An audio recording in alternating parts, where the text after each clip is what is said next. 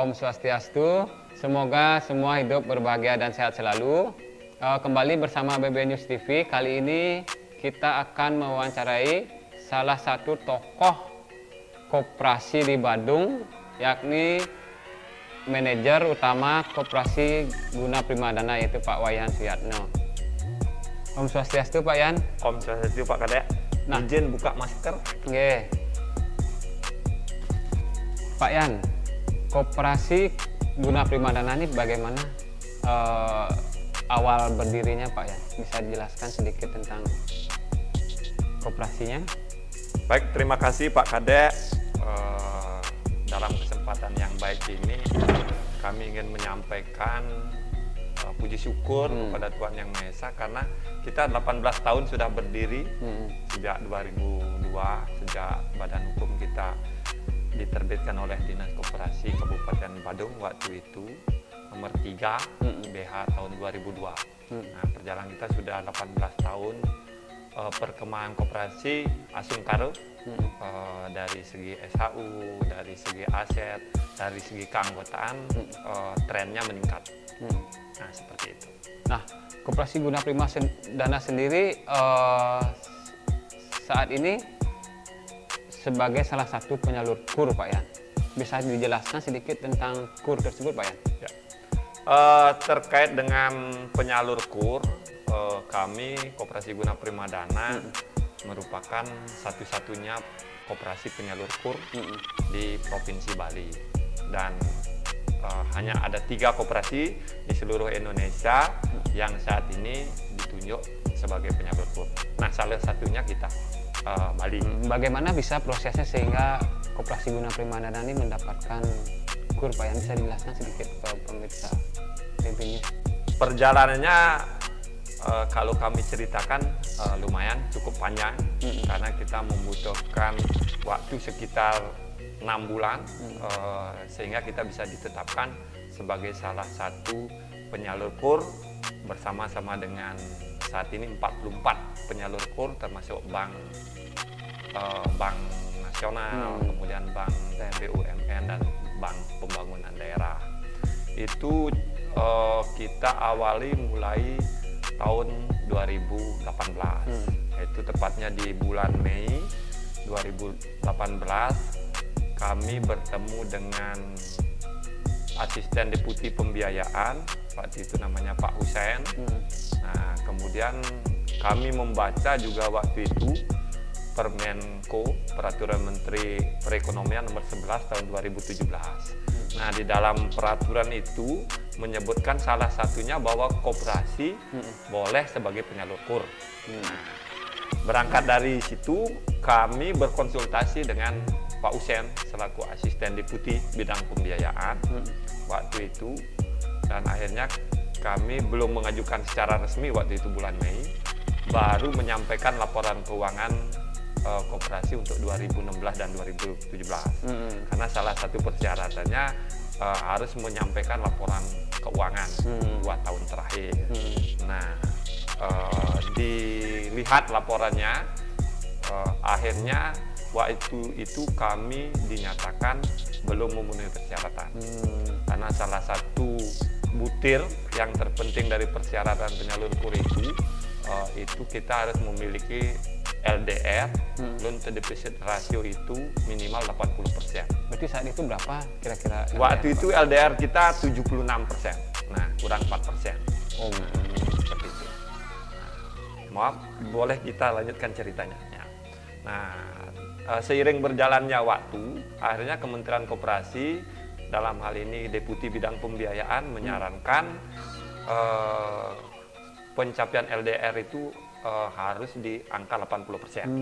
Nah, akhirnya kami berupaya dengan melakukan penyaluran pinjaman secara lebih maksimal, sehingga bulan September sesuai dengan laporan keuangan per 30 September 2018, akhirnya LDR kita mampu kita capai 80%. Dengan tingkat NPL waktu itu adalah 0,8. Nah, sehingga dari segi persyaratan administrasi itu sudah memenuhi standar, sehingga kita secara resmi mengajukan permohonan sebagai penyalur KUR. Nah, akhirnya diproses oleh 3 deputi di kementerian, baik itu deputi kelembagaan, pengawasan, dan deputi pembiayaan. Akhirnya Oktober 2018 kita dipanggil dan dinyatakan lolos seleksi oleh Kementerian Koperasi.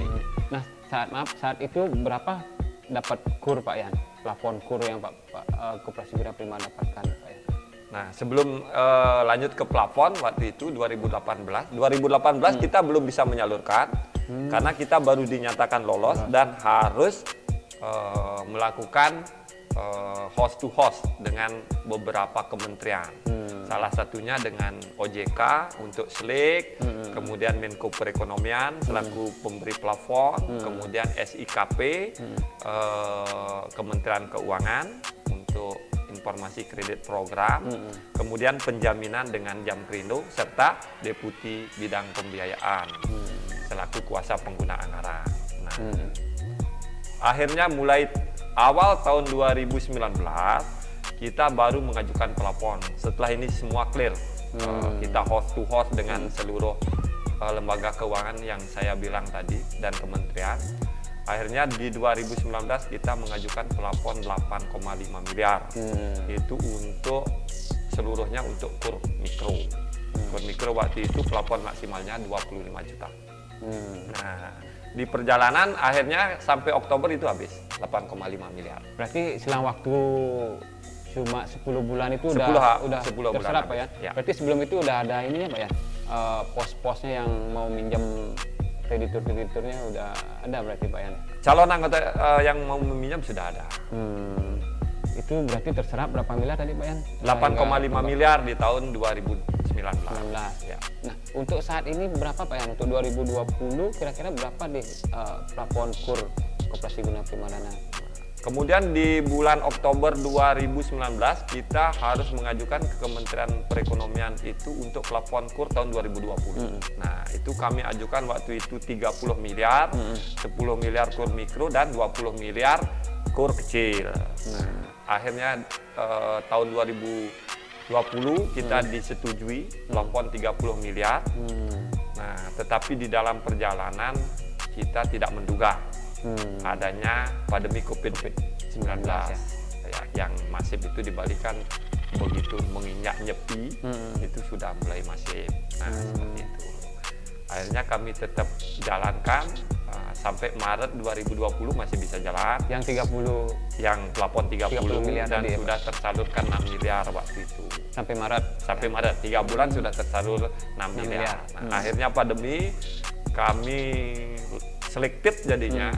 Nah, akhirnya perjalanannya agak sedikit mengalami kendala karena kita harus mencari debitur yang benar-benar kategori baik, bagus, dan usahanya masih berjalan. Nah, seperti itu sehingga sampai saat ini plafon kita masih 1 miliar.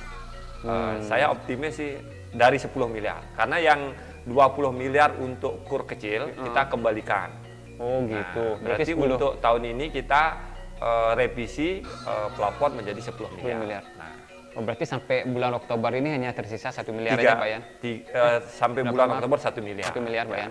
Tapi optimis nih tahun ini akan habis. Berapa anggota yang dari 10 miliar itu, berapa anggota yang menikmati KUR itu Pak Yan? Sekarang sudah 600 lebih anggota yang menikmati. Oh, dengan jumlah anggota Koperasi Guna Prima saat ini berapa?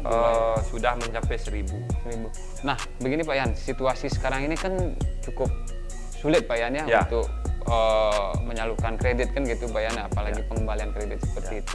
Kira-kira Koperasi Guna Primadana gimana sih triknya Pak Yan saat situasi seperti sekarang ini? Secara umum kita kan seluruh lembaga keuangan, seluruh dunia usaha, apalagi Bali kan mengandalkan sektor pariwisata. Pastilah mengalami kendala gitu. Nah, cuma kami mempunyai 2 skim, nah sekarang 3 skim gitu kan. Artinya ada pinjaman multiguna yang merupakan produk kita sendiri, kemudian kita punya KUR. Nah, kemudian yang satu lagi September ini kita punya skim pinjaman LPDB. Itu uangnya dari pemerintah dalam rangka mensukseskan program pemulihan ekonomi nasional. Nah, berbicara masalah pinjaman, mohon maaf kalau di koperasi itu kan tidak boleh menyebut kredit gitu kan. Nah, sebutannya pinjaman. Nah, seperti itu. Itu saat ini kami di pinjaman multiguna itu agak mengerem lajunya karena itu kan produk murni milik kita. Kemudian sekarang kita fokus ke kredit program, yaitu berupa KUR dan skim pinjaman dari LPDB. Nah, berbicara tentang skim pinjaman dari LPDB, berapa Pak Yan untuk Koperasi Guna Primadana sendiri mendapatkan ini plafon LPDB? Untuk plafon yang sudah dicairkan kepada kami Koperasi Guna Primadana di bulan September kemarin itu 10 miliar. Lumayan ya. Ya, asumkada lah. Itu sudah terserap berapa miliar Pak Yan ke... Sampai saat ini sudah 2 miliar lebih dan kita mentargetkan mudah-mudahan 6 bulan ke depan habis. Oh gitu. Nah Pak Yan, Koperasi Guna Primadana kan sebagai satu-satunya penyalur KUR Pak Yan ya. Berarti ada nggak kendala di situ Pak Yan untuk penyaluran KUR, apalagi saat situasi seperti sekarang ini Pak Yan? Misalkan pinjaman dari anggota atau gimana Pak Yan? Begini, untuk kredit program itu KUR itu sesuai dengan saran pemerintah itu tetap harus kita gelontorkan, tapi tetap dengan prinsip kehati-hatian. Nah, seperti itu. Karena ini kan tujuannya membantu perekonomian masyarakat di masa pandemi, gitu kan. Artinya mereka yang mempunyai usaha, baik itu home industry. Kan sekarang kan tidak ada batasannya ini. Kalau sebelumnya, sebelum pandemi itu ada batasan 60% harus ke sektor produksi. Gitu kan. Nah, sekarang tidak ada batasan. Itu tetap kita gelontorkan. Nah, ada beberapa debitur yang mungkin mengalami kendala tidak mampu membayar, itu ada namanya restrukturisasi. Berarti ada kemudahan di situ Pak Yan? Ya, ada restrukturisasi berupa penundaan pembayaran selama 6 bulan ke depan. Nah, kemarin Permenko juga sudah terbit, itu ada penundaan kembali sampai dengan maksimal bulan Maret tahun 2021. Nah, kemudian bagi koperasi gimana gitu kan? Nah, pertanyaannya seperti itu. Kan? Nah, kami bersyukur karena kami satu-satunya penyalur KUR. Artinya untuk kredit program berupa KUR ini sekarang kan untuk bunga seluruhnya disubsidi oleh pemerintah. Nah, seperti itu. Sehingga koperasi mendapatkan pendapatan bunga dari situ, dari pemerintah. Berarti ada keringanan di situ Pak Yan ya? Ya. Debitur dapat keringanan karena dia tidak bayar bunga. Betul. Nah, untuk saat ini berapa jumlah anggota Koperasi Guna Prima? Tadi kan 1.000 Pak Yan ya? Ya. Dari 1.000 itu sudah terserap berapa persen untuk ininya Pak Yan? Kira-kira untuk pinjaman gitu atau dari Koperasi Simpan Pinjam Guna Primadana? Pinjaman KUR-nya? Ya. Kalau KUR sekarang sudah 600-an anggota yang memperoleh fasilitas tersebut. Berarti targetnya udah tercapai atau gimana ya? Atau gimana? Untuk tahun ini kita kan masih punya plafon dari 1 miliar gitu kan, yang harus kita gelontorkan sampai dengan Desember. Gitu. Nah Pak Yan, untuk menjadi penyalur KUR itu kan tidak mudah Pak Yan ya? Ya. Tidak mudah, apalagi ini satu-satunya nih di Bali nih jadi ini. Kira-kira apa sih tipsnya Pak Yan untuk koperasi lain supaya bisa dia ikut sebagai penyalur KUR di Bali khususnya gitu? Oke, Pak Kadek, terima kasih. Sebenarnya kami selaku penyalur kur itu juga di luar ekspektasi kami. Nah, cuma kami ya rajin berkomunikasi, mencari informasi. Salah satunya dulu kami mencoba membaca dengan seksama isi Permenko nomor 11 tahun 2017.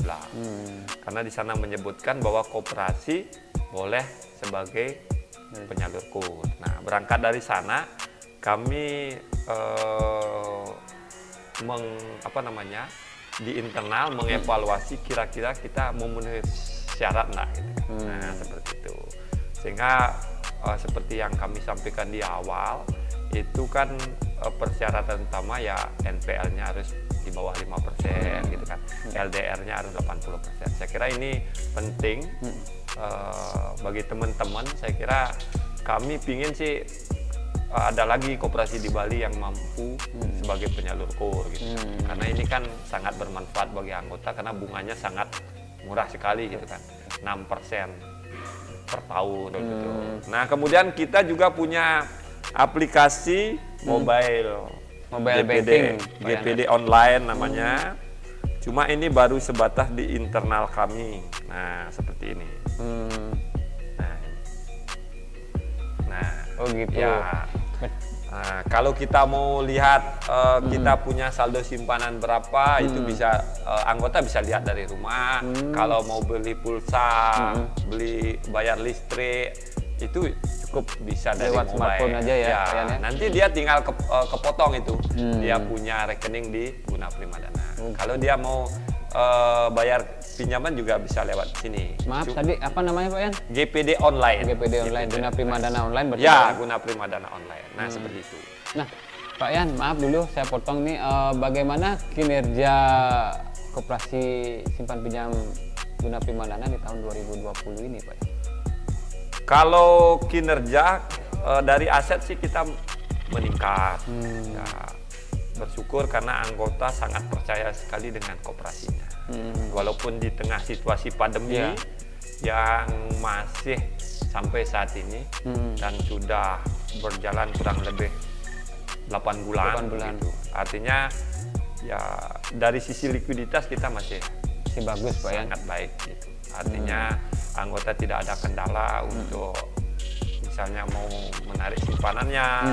Kemudian kami di staf juga masih kami pekerjakan semua dengan gaji yang masih normal. Nah, gitu. Saya kira ini bersyukur salah satu penyebabnya ya karena kita penyalur kur, karena kita akan dapat subsidi dari pemerintah gitu kan. Beda dengan pinjaman yang di luar kur, mungkin kan anggota juga lagi tidak bisa bayar gitu kan. Artinya kan harapan kita sekarang anggota sehat dulu lah gitu kan. Nah, sehat dulu, mudah-mudahan pandemi ini segera berakhir. Kalau dari segi keuntungan pasti terkoreksi, karena kan tidak maksimal untuk pinjaman di luar kur. Karena kami juga memberikan restrukturisasi untuk anggota, nah seperti itu. Berarti berbeda dari tahun 2019. Beda, ya, Pak, pasti kalau ukurannya SAU pasti akan turun. Nah, seperti itu. Tapi signifikan nggak atau gimana Pak Yan untuk penurunannya kira-kira Pak? Kalau SAU lumayan signifikan, artinya kami targetkan ya bisa capai 60% lah SAU dari rencana kerja 2020. Nah, seperti itu. Karena kita harus survive dulu lah gitu kan. Yang terpenting anggota itu kalau mau narik simpanannya bisa gitu kan. Yang berat kan itu. Betul.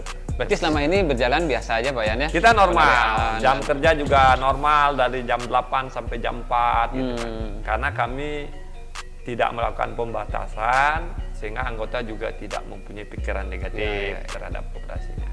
Nah Pak Yan, kira-kira rencana kerja tahun 2021 apa sudah membuat rencana kerja koperasi Guna Primadana? Sudah, kami sudah membuat rencana kerja, bagan rancangannya sudah. Nanti rencananya Desember kita akan ajukan kepada rapat anggota.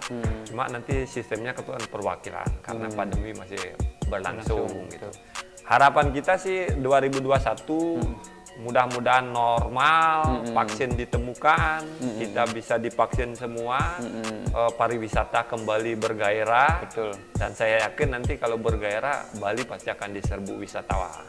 Nah, saya optimis 2021 akan normal. Dan mudah-mudahan kita akan berdoa semua gitu kan. Artinya normal sehingga anggota kembali bergairah. Kami yakin kalau sudah normal koperasi akan lebih maju lagi gitu kan. Karena kepercayaan anggota akan semakin Meningkat. Ya, Karena di masa pandemi saja kita tidak ada pembatasan bagi anggota. Nah, seperti itu. Nah, Pak Yan, Koperasi Guna Primadana ini kan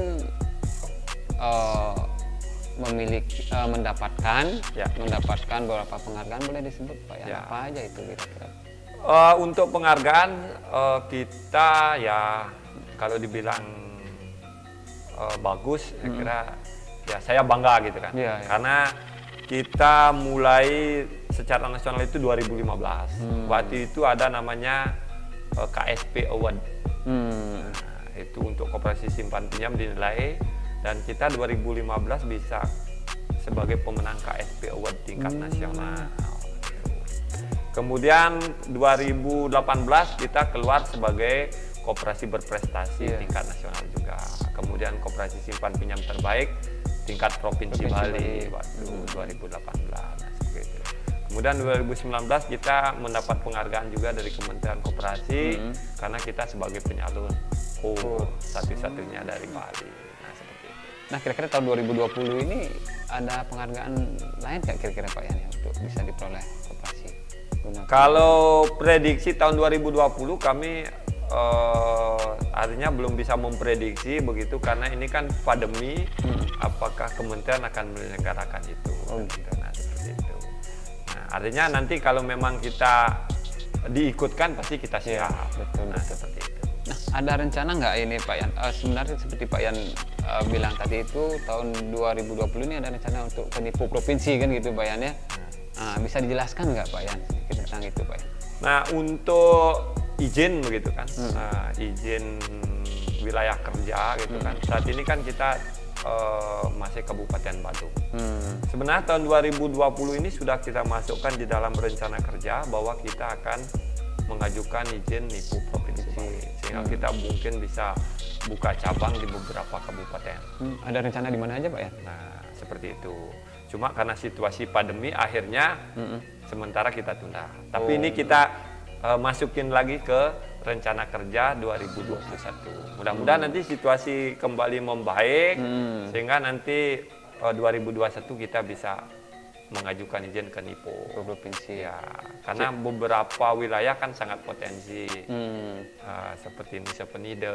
Nah, seperti itu saya kira potensial sekali. Ya. Apalagi kita kan koperasi sudah punya produk yang bagus ini, yang bisa bersaing dengan lembaga keuangan lainnya. Gitu. KUR, kemudian ada LPDB juga. Karena bunga LPDB kan skimnya kita kasih murah juga, 0,8 menurun gitu kan. Nah, dari segi persaingan saya kira kita on the track. Berani lah Pak Yan Ya, berani. Nah, kira-kira kan sekarang 2021 itu apakah akan menyalurkan KUR lagi atau gimana Pak Yan? Kami sudah ajukan kemarin per bulan ini karena kan pengajuan untuk plafon tahun 2021 itu kan di Oktober. Itu kami sudah ajukan untuk KUR mikro lagi 10 miliar.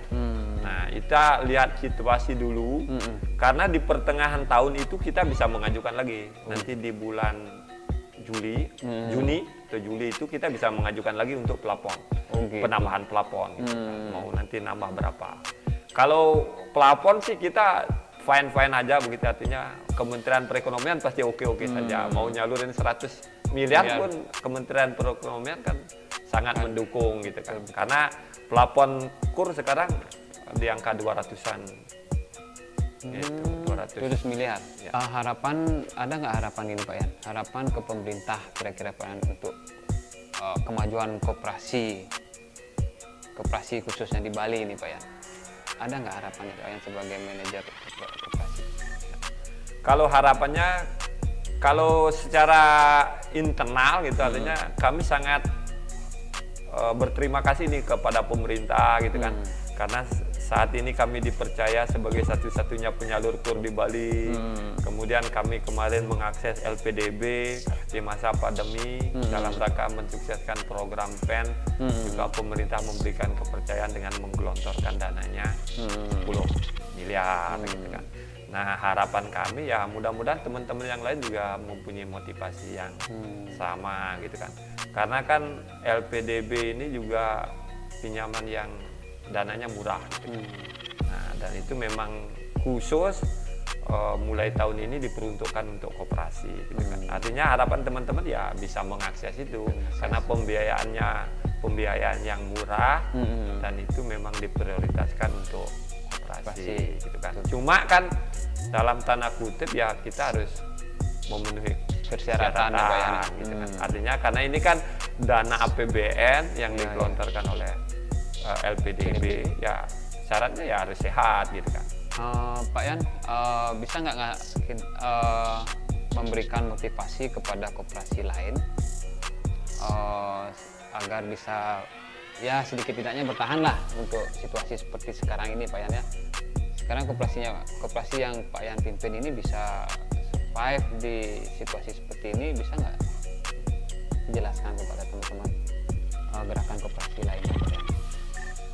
Begini, kunci artinya koperasi itu baik dari sisi manajemen dia harus sehat. Artinya kita berorientasi pada rasio. Nah, koperasi kan ada rasio, baik rasio likuiditas, LDR dan rasio-rasio yang lain. Nah, kemudian yang kedua perlu diketahui bahwa koperasi itu kan milik anggota. Nah, anggota itu adalah owner gitu kan. Kalau di PT itu kan pemegang saham. Kalau di koperasi itu kan anggota sebagai pemilik gitu kan. Nah, kalau mau survive ya kita bicara sama owner gitu kan. Hubungannya harus bagus sama owner gitu kan. Sama anggota Pak Yan ya. Berarti anggota kita terbuka saja. Karena kami punya grup, ini sudah kita punya bagi dalam 2 grup. Anggota ini kita terus berkomunikasi di sana. Menginformasikan kondisi koperasi. Karena kami berprinsip bahwa anggota ini adalah owner gitu kan, pemilik gitu kan. Kepada siapa kita meminta ya kepada pemilik gitu kan. Nah, ini karena kami berbicara ini koperasi yang benar-benar gitu kan, ada anggotanya benar dan sebagainya. Ya harus kepada owner gitu kan. Betul. Karena yang memiliki koperasi kan owner, anggota gitu kan sebagai pemilik seperti itu. Nah, saya kira sederhana saja gitu. Itu salah satu tipsnya untuk itu Pak Yan ya. Nah, terima kasih Pak Yan atas waktunya bisa berbincang-bincang dengan BB News TV. Mungkin ini sebuah motivasi bagi gerakan koperasi lainnya Pak Yan untuk bisa terus maju, dan intinya pemirsa BB News TV bahwa koperasi itu bisa bertahan di tengah situasi pandemi seperti sekarang ini, kembali kepada fanatisme anggota untuk memanfaatkan produk-produk yang ada di koperasi itu sendiri kan gitu Pak Yan ya. Nah, saat ini mungkin bisa terus bertahan dan mudah-mudahan tahun 2021 pandemi bisa berakhir dan gerakan koperasi bisa maju lagi kan gitu Pak ya. Nah, sekian dari bincang-bincang kita bersama Pak Wayan Suyatno, manajer utama Koperasi Simpan Pinjam Guna Primadana. Om Santi Santi Santi Om.